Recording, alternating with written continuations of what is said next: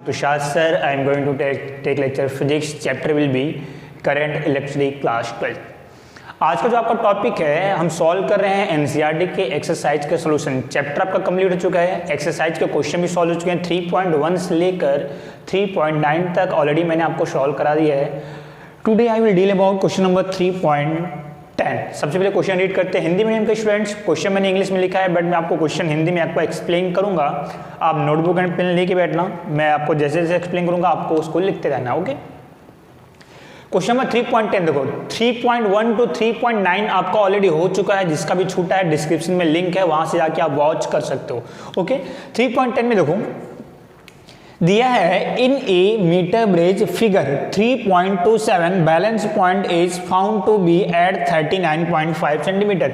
Metre bridge में जो balance point मिलता है यानी कि जो उदासीन बिंदु मिलता है वह कितने डिस्टेंस में मिलता है?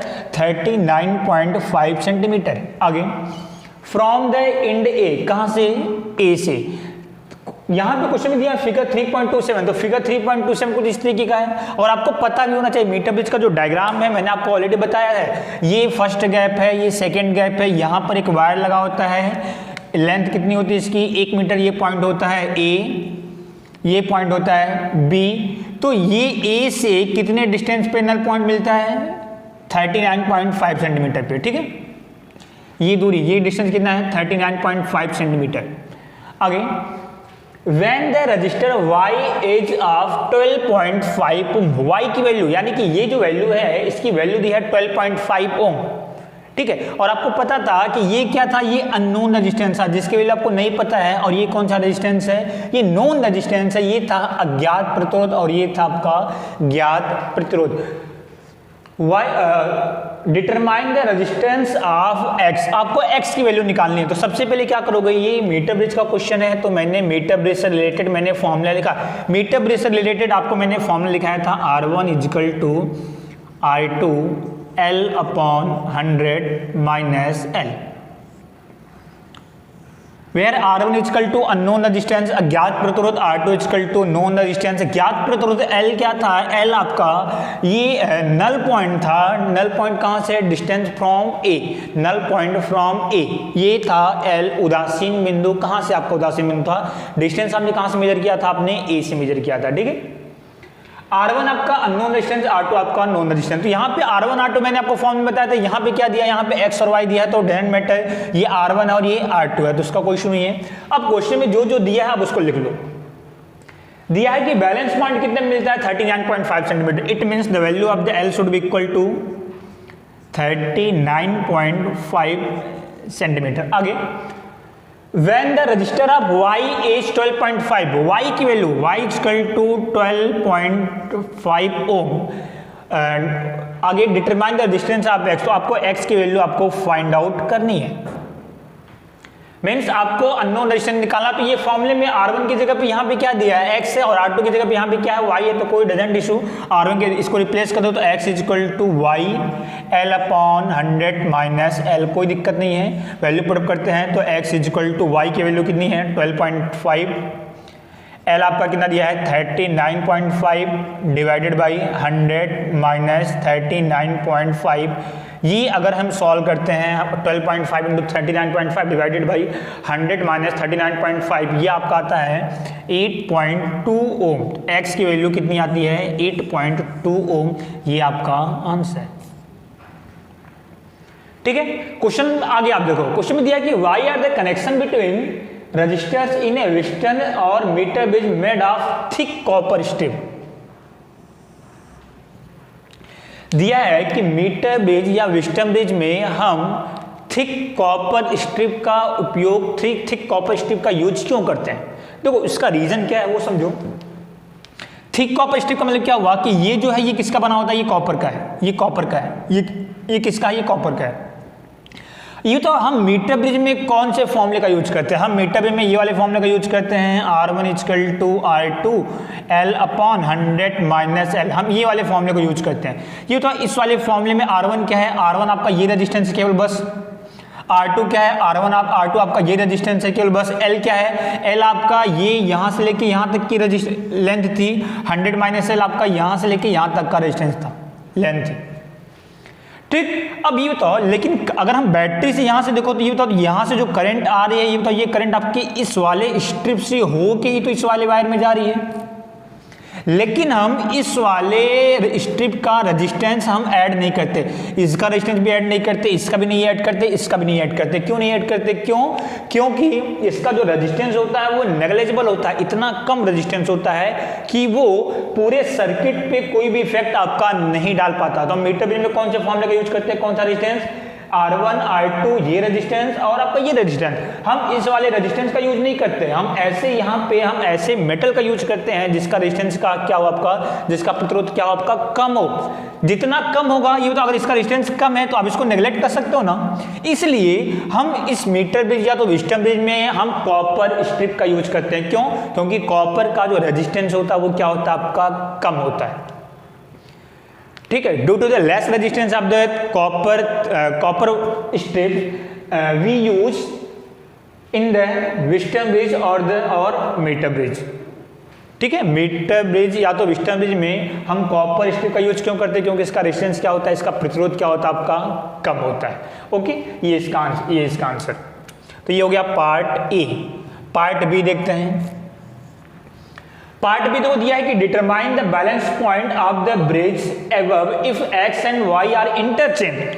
अब आप बैलेंस पॉइंट बताओ, अभी आप उदासीन बिंदु की दूरी बताओ, अगर हम x और y दोनों को इंटरचेंज कर दे, बदल दे, यानी कि x की जगह पे y कर दे, y की जगह पे x कर दे, तो कोई डजेंट मैटर कैसे करोगे। अभी प्रेजेंट टाइम में x की वैल्यू कितनी है, प्रेजेंट टाइम में x की वैल्यू कितनी है 8.2, y की वैल्यू कितनी है प्रेजेंट टाइम में, y की वैल्यू कितनी है 12.5। को अकॉर्डिंग टू द क्वेश्चन के अकॉर्डिंग क्या बोला है कि इसको आप रिप्लेस कर दो, चेंज कर दो, यानी कि x की वैल्यू कितनी हो जाएगी और y की वैल्यू कितनी हो जाएगी। x कितना हो जाएगा 12.5 और y कितना हो जाएगा आपका 8.2। तो बैलेंस पॉइंट कहां पे होगा, यानी कि तो L की वैल्यू कितनी होगी, सिंपल है, x और y फॉर्मूला आपके पास है, x = y L/100 - L। तो x की वैल्यू कितनी 12.5, y नीचे आ जाएगा कितना 8.2 = L/100 - L। ठीक है, इसको सॉल्व करते हैं थोड़ा। ये आपका हो जाएगा 12.5 divided by 8.2 multiply by 100 - L = L। ठीक है, मल्टीप्लाई करते 5 to 100 - L = L, मल्टीप्लाई करोगे ये हो जाएगा 152 - 1.52 L = L। ये माइनस में इधर आ जाएगा तो कितना हो जाएगा, ये 152 ये माइनस में इधर आएगा कितना हो जाएगा 2.52 L। तो L should be equal to 152 divided by 2.52। ये अगर हम सॉल्व करते हैं ये आपका आता है 60.5 सेंटीमीटर। ये आपका आंसर किसका, सेकंड वाले पार्ट का, ये आपका सेकंड का आंसर। ठीक है, सेकंड का आंसर कि अगर हम x और y को इंटरचेंज करते हैं तो बैलेंस पॉइंट कितने में मिलता है 60.5, और अगर हम x और y को इंटरचेंज नहीं करते हैं तो बैलेंस पॉइंट कितने पे हमें मिल रहा था 39.5 पे। ठीक है, पार्ट सी देखो, पार्ट सी। पार्ट सी में दिया है कि what happens if the galvanometer and cell are interchange at the balance point of the bridge. क्या हो अगर हम गैल्वेमीटर और सेल को इंटरचेंज कर दें, यानी गैल्वेमीटर की जगह पे सेल को लगा दें और सेल की जगह पे गैल्वेमीटर को लगा दें। कब would the galvanometer shows any current, क्या गैल्वेमीटर में कोई भी करंट आपका फ्लो होगा। What happens if the galvanometer and the cell are interchange at the balance point of the bridge. एक क्वेश्चन देखो यहां पे पॉइंट दिया है बैलेंस पॉइंट, यानी कि क्वेश्चन में क्या दिया आपको कि अगर हम बैलेंस कंडीशन में बैलेंस कंडीशन में अगर हम सेल और गैलोमीटर को इंटरचेंज करते हैं, ये बताओ बैलेंस कंडीशन में क्या गैलोमीटर में कोई भी करंट आपका फ्लो हो रहा था? नहीं फ्लो हो रहा था। गैलोमीटर में कितनी करंट थी? 0। तो क्वेश्चन में मेंशन कर दिया है कि ये बैलेंस पॉइंट है। तो अगर ये बैलेंस पॉइंट में अगर आप सेल और गैलोमीटर को इंटरचेंज करते हो तो भी गैलोमीटर में कोई भी करंट आपका फ्लो नहीं होगा। क्यों नहीं होगा? क्योंकि व्हिटस्टोन ब्रिज या तो मीटर ब्रिज आपका बैलेंस कंडीशन में है। अगर यहाँ पे ये नहीं दिया रहता, अगर आपको क्वेश्चन में बैलेंस पॉइंट नहीं दिया रहता तो गैलोमीटर में करंट आपका फ्लो होता, लेकिन क्वेश्चन में मेंशन कर दिया है कि द व्हिटस्टोन ब्रिज या और metre bridge will be in balance condition, it means the current in the galvanometer will be equal to 0। तो थर्ड का ऑप्शन क्या लिखोगे? थर्ड का आंसर क्या हो जाएगा? सी, पार्ट सी का आंसर क्या हो जाएगा? इन the galvanometer, in the galvanometer there is no current flowing। सी का आंसर क्या हो जाएगा कि अगर हम गैलोमीटर और सेल को इंटरचेंज करते हैं तो भी गैलोमीटर में कोई भी किसी भी तरीके की कोई भी करंट आपकी फ्लो नहीं होगी। ओके, ये आपका क्वेश्चन कंप्लीट हुआ। Question number 3.10, you take a screenshot, after that I solve 3.11। 3.11 question number 3.11 में देखो दिया है कि a storage battery of EMF 8 volt, एक बैटरी है उसका ईएमएफ कितना है? 8 वोल्ट। तो E इक्वल टू 8 वोल्ट। आगे देखो उसका वैद्युत वाहक बल कितना दिया है? 8 volt and internal resistance 0.5 ohm. EMF दिया कितना? 8 वोल्ट। इंटरनल रेजिस्टेंस दिया है कितना? 0.5 ओम। आंतरिक प्रतिरोध, बैटरी का आंतरिक प्रतिरोध 0.5 ओम, तो स्मॉल आर की वैल्यू दी है 0.5 ओम। आगे इज बीइंग चार्ज, कौन सी कंडीशन है? चार्जिंग की कंडीशन है, चार्ज किया जा रहा है। तो मैंने यहां पे लिखा कौन सी कंडीशन? आपकी charging condition. Is being charge by 120 volt DC, कितने से आप चार्ज कर रहे हो? आप 120 वोल्ट के डीसी से आप 8 वोल्ट की बैटरी को चार्ज कर रहे हो। आप किससे चार्ज कर रहे हो? 120 वोल्ट डीसी। 120 वोल्ट की बैटरी से आप 8 वोल्ट की बैटरी को चार्ज करो। Supply using A series resistance of 15.5 ओम, और आपने जब आप बैटरी को चार्ज कर रहे हो तो आपने 15.5 ओम का एक सीरीज में रेजिस्टेंस लगाया है, श्रेणी में एक प्रतिरोध लगाया है। सीरीज में रेजिस्टेंस आपने कितने का यूज किया है? 15.5 ओम, 15.5। अगर मैं इसका एक डायग्राम बनाऊं, हमारे पास सेल कितने का है? सेल आपके पास जो है इसका ईएमएफ कितना है? 8 वोल्ट। इसका इंटरनल रेजिस्टेंस, इसका आंतरिक प्रतिरोध, ये इसका आंतरिक प्रतिरोध हो गया। कितना दिया? ये दिया है 0.5 ओम। इस बैटरी को चार्ज करने के लिए आपने यहाँ पर एक बैटरी यूज की है, यहाँ पर आपने एक बैटरी यूज की है 120 वोल्ट की। ये डीसी है, 120 वोल्ट डीसी, ठीक है। इस बैटरी से आप इसको चार्ज करोगे, बीच में आपने एक श्रेणी में एक आपने रेजिस्टेंस यूज किया है, ये आपने रेजिस्टेंस यूज किया है। इसकी वैल्यू कितनी है? R इक्वल टू 15.5 ओम। ऐसा क्वेश्चन में दिया है। आगे, what is the terminal voltage of A battery during the charging condition, तो इस बैटरी का टर्मिनल वोल्टेज कितना होगा? टर्मिनल वोल्टेज मतलब ये पॉइंट और ये पॉइंट, बैटरी का पॉजिटिव टर्मिनल और बैटरी का नेगेटिव टर्मिनल, ये पूरी बैटरी हो गई। इनके बीच का टर्मिनल वोल्टेज, ये पॉइंट और ये पॉइंट के बीच का टर्मिनल वोल्टेज कितना होगा? तो टर्मिनल वोल्टेज का मैंने आपको फॉर्मूला बताया था, E प्लस IR। यहां पे माइनस भी हो सकता है, यहां पे प्लस भी हो सकता है। अगर ये बैटरी डिस्चार्जिंग कंडीशन में होती है, डिस्चार्ज हो रही होती, तो यहां पे क्या करते हैं? V equal to E minus IR। और अगर बैटरी चार्जिंग कंडीशन में है तो यहां पे V equal to E plus IR। तो यहां पे ये वाली बैटरी क्या हो रही है? चार्ज हो रही है। मीन्स ये कौन सी कंडीशन है? ये आपकी कौन सी कंडीशन है? That will B charging condition. अगर ये चार्जिंग कंडीशन में है तो यहाँ पे क्या आपका आएगा? यहाँ पर आपका आएगा प्लस।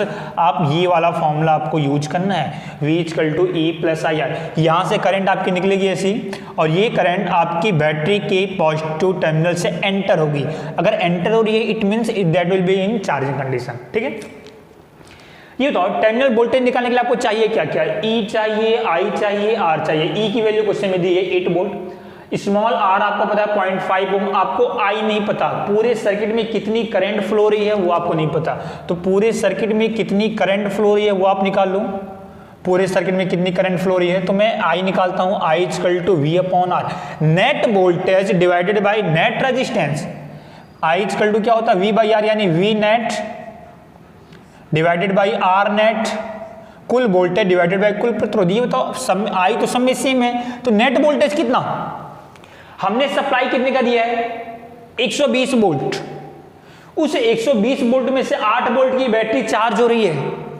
चाहो तो आप यहाँ पे किरचॉफ लॉ भी यूज कर सकते हो, सेकंड रूल, कोई दिक्कत वाली बात नहीं है। अगर आप यहाँ पे किरचॉफ रूल यूज कर लोगे तो भी आपका आंसर सेम आएगा। मैं आपको दोनों तरीके से कर देता हूँ। नेट वोल्टेज कितना, ये होता है नेट वोल्टेज कितना, आपने सप्लाई कितने का दिया 120, 120 में से 8 वोल्ट तो चार्ज हो गया ना, तो बचा कितना आपका 112, तो 120 आपने दिया था, 8 वोल्ट चार्ज हो गया, तो 120 माइनस 8। नेट रेजिस्टेंस, ये होता है पूरे सर्किट का नेट रेजिस्टेंस कितना है, कुल प्रतिरोध कितना है, 2 रेजिस्टेंस है, एक रेजिस्टेंस ये है, एक रेजिस्टेंस ये है, दोनों कौन से कनेक्शन में है, सीरीज, तो सीरीज में 15.5 plus 0.5, 15.5 plus 0.5 that will be equal to I equal to 112 divided by 15.5 plus 0.5 that will be equal to 16, I equal to 7 ampere.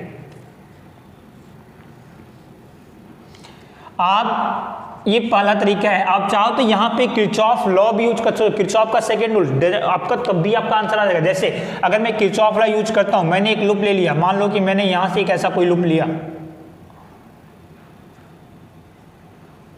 मैंने यहां पर एक ऐसा लूप ले लिया, ठीक है, मान लो ये पॉइंट है ए, ये पॉइंट है बी, ये पॉइंट है सी, ये पॉइंट है डी, मैं यहां से जाता हूं ए बी सी डी, ये करंट की डायरेक्शन है। अब चलो आप करो इसको, ए से मैं स्टार्ट करता हूं, मैं हमारी डायरेक्शन ये है, ठीक है, ये होता तो मैं यहां पे इस तरीके से आ रहा हूं। सबसे पहले मैं कौन सी साइड सेंटर कर रहा हूं, बैटरी की पॉजिटिव की, पॉजिटिव, ये सेकंड मेथड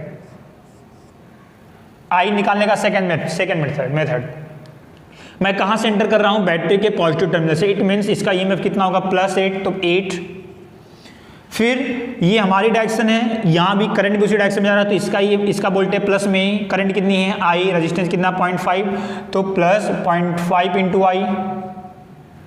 फिर हम इधर गए, ये हमारी डायरेक्शन, ये तो हम कहाँ से एंटर कर रहे हैं, बैटरी के नेगेटिव साइड से, मीन्स -120। फिर हम यहाँ पे जाएंगे, ये हमारी डायरेक्शन है, करंट भी उसी डायरेक्शन में जा रही है, तो इसका वोल्टेज प्लस में कितना, करंट आई, रेजिस्टेंस कितना 15.5, तो plus 15.5 into I that should be equal to 0, तो 15.i प्लस 0.5i कितना 16i, -120 प्लस 8 कितना -112 इज इक्वल टू 0। फिर से वही 16i equal to 112, i equal to 112 divided by 16, i should be equal to 7। Answer देखो, answer will be same, 7 ampere 7 ampere. तो तरीका आपको आप किसी भी तरीके से करो।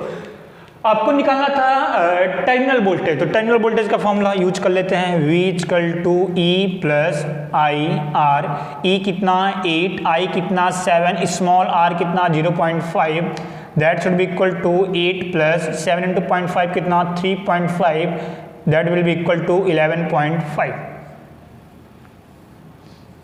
That will be answer 11.5।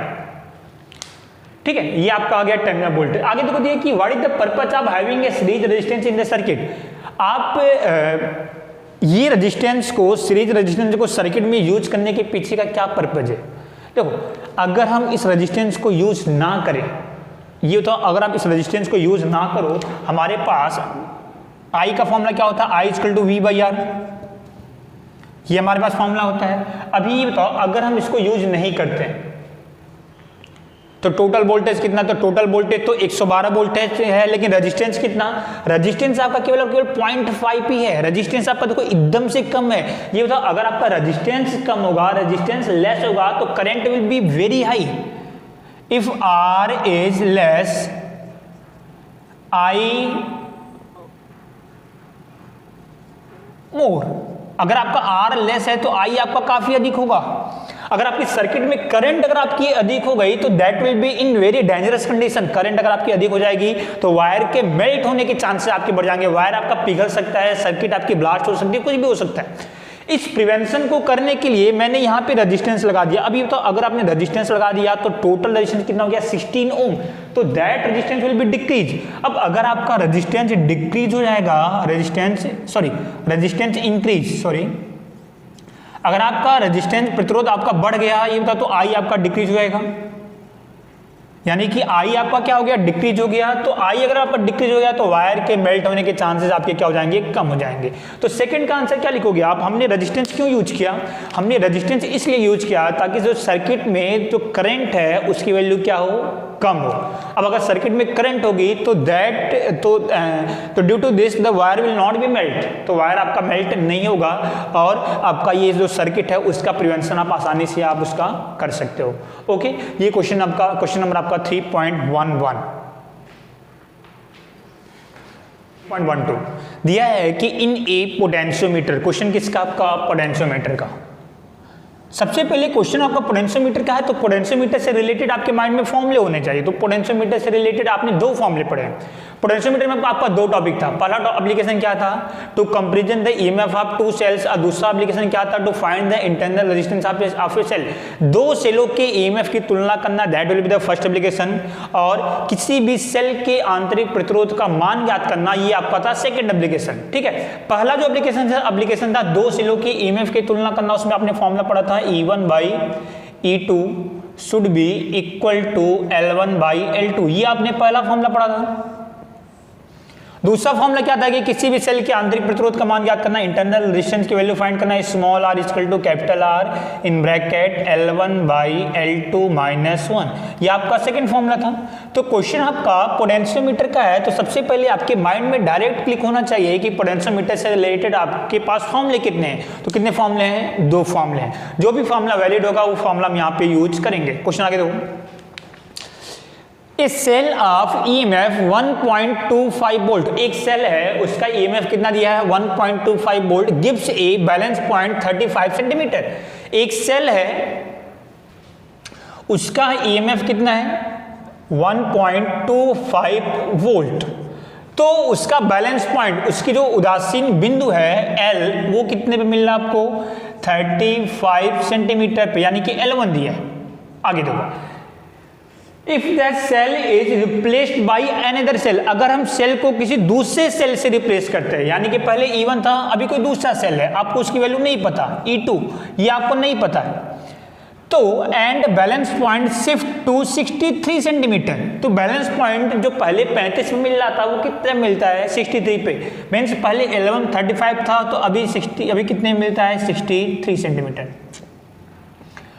What is the EMF of the cell, तो इस सेल का ईएमएफ कितना होगा, ये बताओ कौन सा फॉर्मूला यूज होगा, आपको डायरेक्ट आपको पता होगा कौन सा फॉर्मूला यूज होगा, फर्स्ट वाला फॉर्मूला यूज कर लेते हैं। E1 by E2 should be equal to L1 by L2, E2 कितना आ जाएगा आपका E1 multiply L2 divided by L1 should be equal to E2, ये इसको इधर ये नीचे आ जाएगा, ठीक है। E2 is equal to E1 की वैल्यू कितनी 1.25 मल्टीप्लाई L2 कितना 63 डिवाइडेड बाई L1 कितना 35, इसको सॉल्व करते हैं तो E2 कर लो, ये आपका आता है 2.25 volt, that will be answer. ये आपका क्या हो गया आंसर हो गया, शॉर्ट छोटा क्वेश्चन था, ठीक। लास्ट क्वेश्चन देखो, क्वेश्चन नंबर 3.13 दिया है the number density of free electron in a conductor is 8.5 into 10⁸ metre पे पावर -3। नंबर डेंसिटी का मतलब क्या हुआ, घनत्व दिया है, डेंसिटी ऑफ फ्री इलेक्ट्रॉन दी है कितनी 8.5 इंटू 10⁻28 मीटर पे पावर -3। इसका मतलब क्या हुआ कि ये नंबर ऑफ इलेक्ट्रॉन दिया है 1 मीटर क्यूब में, यानी कि अगर हमारे पास कोई वायर है जिसका वॉल्यूम 1 मीटर क्यूब है तो उसके अंदर टोटल कितने इलेक्ट्रॉन होंगे 8.5 into 10⁻28, means that value will be number of free electron, इलेक्ट्रॉनों की संख्या। तो सोल्यूशन में लिखा, जैसे जैसे वैल्यू दिया आप लिखते रहो। एन आपका दिया है 8.5 इंटू 10⁻28, ये n की वैल्यू, ठीक है। आगे देखो, how long does an electron take to drift from one end of wire 3 metre long to another end. एक 3 मीटर का आपके पास तार है, तो इलेक्ट्रॉन को एक एंड से दूसरे एंड तक जाने में कितना टाइम लगेगा। हाउ लॉन्ग का मतलब क्या निकालना, आपको टाइम निकालना है, समय निकालना है। इलेक्ट्रॉन कौन सी स्पीड से मूव कर रहा है, ड्रिफ्ट स्पीड। मेन से क्वेश्चन में क्या दिया है कि एक वायर आपके पास ऐसा, इसके अंदर आपका ये जो इलेक्ट्रॉन है ये गति कर रहा है, ये पॉइंट है ए, ये पॉइंट है बी। वायर की जो लेंथ है वो कितनी दी है, 3 मीटर। और इलेक्ट्रॉन कौन सी स्पीड से गति कर रहा है, ये आपका गति कर रहा है कौन सी स्पीड से, ड्रिफ्ट वेग, ड्रिफ्ट वेलोसिटी। तो इलेक्ट्रॉन को एक एंड से दूसरे एंड तक जाने में कितना टाइम लगेगा, टाइम आपको निकालना है, ठीक है। आगे, the cross sectional area of the wire, area दिया है, ए की वैल्यू दी है, A equal to 2 into 10⁻⁻6 metre square. And current flowing in the wire, current दिया है कितना, 3 एम्पियर। इसमें करंट कितना फ्लो रहा है आपका, 3 एम्पियर। तो I should be equal to 3 ampere. आपको ये बताना है कि करंट इलेक्ट्रॉन को एक एंड से दूसरे एंड तक जाने में कितना टाइम लगेगा। ये बताओ, इलेक्ट्रॉन कौन सी स्पीड से गति कर रहा है, ड्रिफ्ट वेलोसिटी। डिस्टेंस कितना है, 3 मीटर। आपको ये पता है distance, speed is equal to distance upon time, velocity is equal to distance upon time. यहां से टाइम इज इक्वल टू कितना रहेगा, डिस्टेंस अपॉन वेलोसिटी। यही तो आपको निकालना है ना कि ए से बी तक जाने में कितना टाइम लगेगा। तो velocity is equal to distance upon time, displacement upon time. तो time is equal to displacement upon velocity. ये बताओ तो इलेक्ट्रॉन कौन सी स्पीड से जा रहा है, ड्रिफ्ट वेलोसिटी, तो ये हो जाएगा VD, drift velocity. Distance total कितना कवर कर रहा है, 3 मीटर। यानी कि अगर आपको टाइम निकालना है तो डिस्टेंस आपको पता है 3 मीटर, आपको ड्रिफ्ट वेलोसिटी निकालनी पड़ेगी, बस ड्रिफ्ट वेलोसिटी। तो ड्रिफ्ट वेलोसिटी के लिए केवल और केवल इस चैप्टर में एक फॉर्मूला है, केवल और केवल एक फॉर्मूला। कौन सा फॉर्मूला, वो I is equal to NE/AVD। बस यहां से आप चाहो तो ड्रिफ्ट वेग निकाल लो, ये फॉर्मूला आपके पास है। ड्रिफ्ट वेलोसिटी कितनी आ जाएगी, VD equal to I upon NE/A। I की वैल्यू कितनी, आई क्या है, current will be given 3 ampere है। एन क्या है, नंबर ऑफ इलेक्ट्रॉन कितना दिया है, 8.5 इंटू 10⁻28। ई इलेक्ट्रॉन का चार्ज कितना होता है, 1.6 इंटू 10⁻⁻19। एरिया क्वेश्चन में दिया है 2 इंटू 10⁻⁻6। ये हम सॉल्व करते हैं, ये अगर आप सॉल्व करो ये आपका आ जाएगा 0.110 इंटू 10⁻⁻3। स्पीड है, ड्रिफ्ट वेलोसिटी है, तो मीटर पर सेकेंड। ये आपकी किसकी वैल्यू आ गई, ये आपकी आगे वैल्यू किसकी, VD की। बस VD अगर आपका आ गया तो आपको टाइम निकालना था, तो time equal to displacement upon drift velocity. तो सिंपल हो जाएगा, कितना हो जाएगा, ये time is equal to displacement upon drift velocity. Displacement कितना डिस्टेंस कवर कर रहा है, 3 metre. So that will be 3 divided by drift velocity कितनी है, ड्रिफ्ट वेलोसिटी आपकी आ गई 0.110 इंटू 10⁻⁻3। ये अगर हम डिवाइड करते हैं ये आपका आता है 27.27। ये -3 है, ऊपर आ जाएगा, तो 10⁻+3 इतना सेकेंड।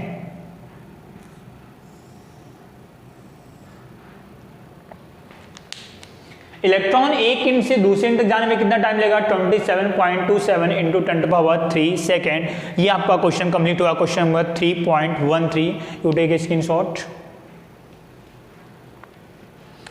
ओके, तो इस तरीके से आपका ये जो चैप्टर 3 था, ये चैप्टर आपका कंप्लीट हो चुका है पूरा का पूरा। मैंने एक भी टॉपिक मैंने आपका ड्रॉप नहीं किया है, पूरे चैप्टर मैंने आपका कंप्लीट कर दिया। किसी को किसी भी टॉपिक में डाउट हो तो आप जाके लिंक से आप देख सकते हो। अभी नेक्स्ट आपका चैप्टर आपका स्टार्ट होगा, chapter number 4, magnetic effect of electric current, वैद्युत धारा के चुंबकीय प्रभाव। ओके, तो आज की क्लास को मैं यहीं पे कंप्लीट करता हूँ।